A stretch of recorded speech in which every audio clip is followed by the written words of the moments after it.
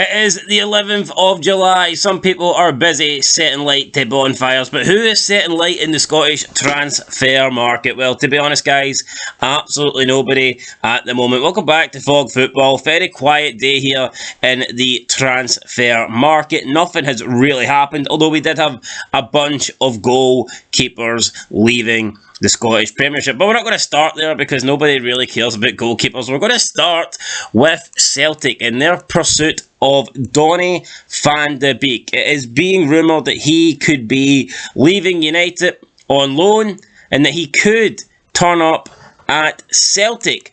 Neil Lennon has suggested that a loan switch to Celtic could reunite Donny van Beek's career.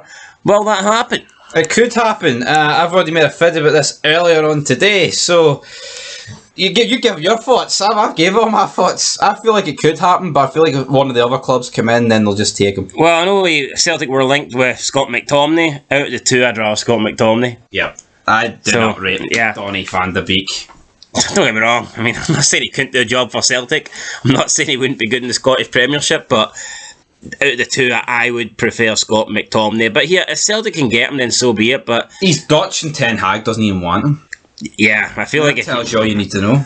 And the wages. All he played. I mean, let's be real.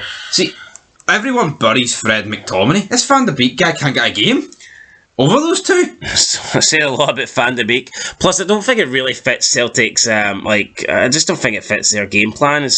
Why would they want to bring this guy in and pay out a lot of wages when in reality they could bring in a player, pay him less wages and then sell him on for profit? I just don't really see the long-term financial. Well, the fact is, United paid, 46 million for him? Celtic, I mean, he's not worth that anymore, but... No, Celtic aren't going to... It's a loan deal. I don't see the point of Celtic paying this guy big wages when they could bring in their own midfielder and then sell him on in a few years and make money. Yeah, so loan deal. But then again, the teams that are interested would be able to pay 100%. Would Celtic pay 100%? How much is he on? He'd be on more than Tierney. That's what I'm saying, so it doesn't make... It's not going to happen. Neil Lennon talks a good game, but... Speaking of Neil Lennon, he has revealed that he tried to sign Nigerian striker Cyril Dessers when he was Celtic manager. So I'm assuming he means in his second stint because... He's 28. Yeah, I mean, if he tried to sign him in his first stint, then he'd probably be a bit young and, I don't know... I believe this was when he was Feyenoord's top goal scorer. Either way, it didn't happen. Cyril Dessers is going to be a Rangers player. He's not a Celtic player. Moving on, Rangers pair Glenn Kamara and Scott Wright are understood to both be attracting interest from the English Championship. Two players that looks like Rangers are wanting to offload, so I mean it makes sense if Rangers can get rid of them. Although with the interest from the Saudi League, I think Rangers would prefer to go down that market. And surely Scott Wright would. I feel like Kamara can get a move to a decent European team. Scott Wright should be calling Stevie G up. Hit me on the heartland, G. Well, Rangers want to get as much money as they can for these two, and I think the way to do that is by selling to the Saudis. I mean, the Saudis would pay millions for shite. I just don't see English teams paying that much for Scott Wright. No, I mean, I said in my feed earlier, why don't offer Feyenoord a couple of million and Glenn Kamara for Danilo? Why not? Would they not take Kamara? I mean, Kamara's a good midfielder. Just hasn't really worked out for him the last few seasons. He's a £20 million man, baby. Come on. Saucy Glenn, the sauce has no run out yet. Anyway, Plymouth Argyle last week beat Hearts. Now they've beat a bunch of other clubs to the signature of Celtic goalkeeper Conor Hazard. The non-Irish man has left Celtic to join up with Plymouth Argyle, who are newly promoted to the Championship for an undisclosed fee. So, no idea how much that is. I would have to assume, though, probably around six figures. I'd say the lower...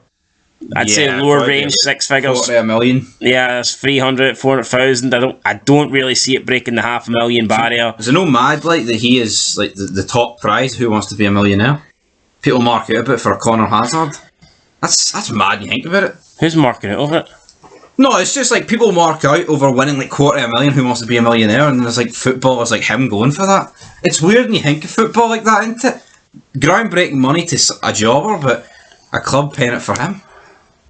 A guy couldn't cut it at Celtic. It's weird, isn't it? It's weird. Speaking of goalkeepers, Conor have added Republic of Ireland goalkeeper to their squad. They have signed Kieran O'Hara on a 1-year contract. So, don't really know much about Kieran O'Hara, but he did play for Colchester United. He is 27 and he has been capped twice by Republic of Ireland. But, I mean, Republic of Ireland these days are fucking shite, so that doesn't really mean much. And finally, Hearts have reduced the allocation for away tickets at Tynecastle to around 650 seats for the following season, with the only exception being the Edinburgh Derbies, where they will give Hibs approximately 3,400 seats in the Derby games. Thoughts on that? It's interesting that we give Hibs more than the rest, but apparently this is league-wide, where you have to give a minimum of 5%, but that's it. So you're going to see the likes of Hibs, Aberdeen as well, probably only going to give the Old Firm 5%, but I doubt clubs like Livy are only going to give the Old Firm 5% of the stadium. So it's a rule they've brought in, but in reality, is it going to be implemented? Well, 650 is less than 5% of Tynecastle, so I don't know where you're plucking that number from. Well, this is all over Twitter. Yeah, I know. I know what you mean. So what would 5% of Tynecastle be? It'd be about 1,000. Aye. I don't know. Maybe they're wrong. Maybe one of them's wrong, but it was definitely people were talking about it all over Twitter. Anyway, Hearts have reduced the allocation of away tickets. They haven't signed anybody yet, and that is what we're here to find out, guys. It's a transfer video without many transfers. That's it. We'll catch you tomorrow. Slow day at the office. Hopefully, more shit can happen tomorrow on the 12th. And, of course, we have the beginning of the Europa Conference League fixtures. Hibs don't enter to the second round, but we do find out who their opponents will be. And, yeah, those games happen over the next few days, so we'll keep a wee eye on them. That's it. Till next time. Peace.